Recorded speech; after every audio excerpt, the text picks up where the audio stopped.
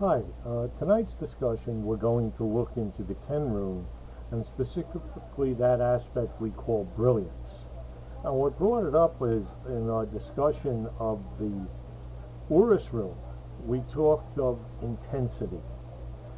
And a measure of intensity is, for color, is the term brilliance. But it's really not the same brilliance as we discussed with the Ken rune. With the Ken rune, think of brilliance as light. Think of brilliance as just a very bright light. Let's start there, because the Ken rune is the torch. The light in the darkness. The light we can go to explore. The light that turns darkness into something visible. Brilliance is so much brighter. Think of these great searchlights. They measure them in candle power. And it might be 1,000,000 candle power, some of these lights. So think of the light of 1,000,000 candles into this device.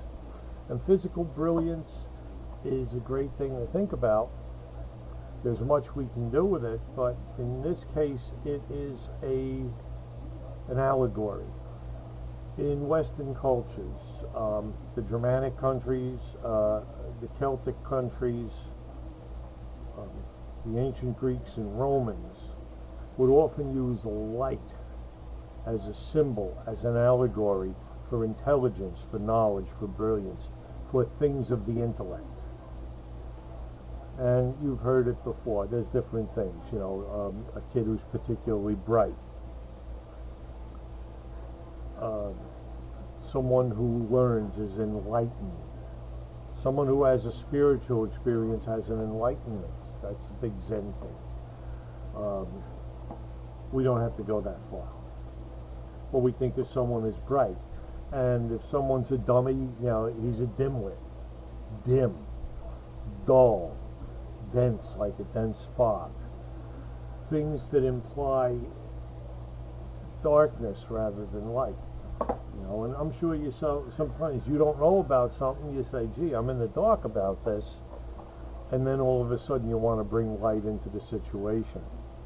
I remember an old joke we used to use, and I think it's still one of the funniest things.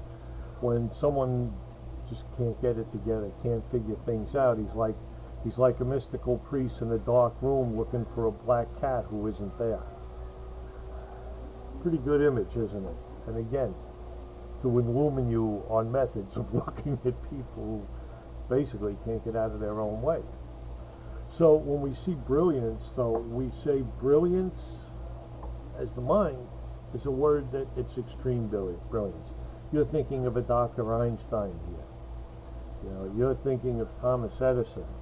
Brilliance that transcends the normal, everyday intellectual capacity, not only in what it is, but what it does. We look at the inventions of Thomas Edison and say they're brilliant.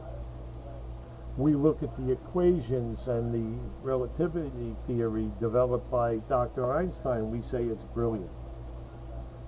We look back at astronomical finds and we say brilliant, it was brilliant work. And you see brilliance at work too. I mentioned somewhere about sports. That was a brilliant play. There's a brilliant plan, a brilliant strategy. Brilliance implies that it is more than just good.